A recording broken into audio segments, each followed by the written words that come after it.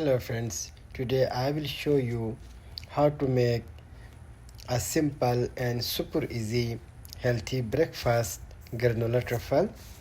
First, prepare the yogurt by mixing it until smooth and creamy.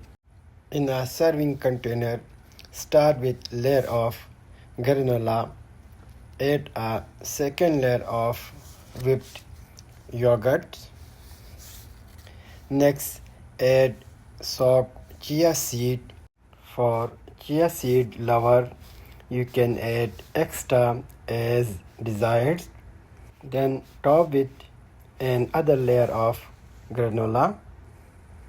On my channel, I have a complete video on how to make fresh, healthy granola at home. I will display the link in the description. After this, make sure to watch it. Finish with fresh strawberries and blueberries.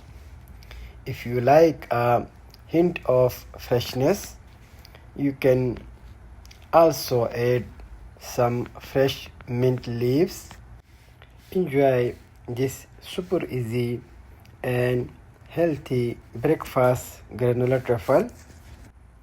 Do not forget to subscribe, share, and leave your feedback in comment section. Thank you very much for watching this video.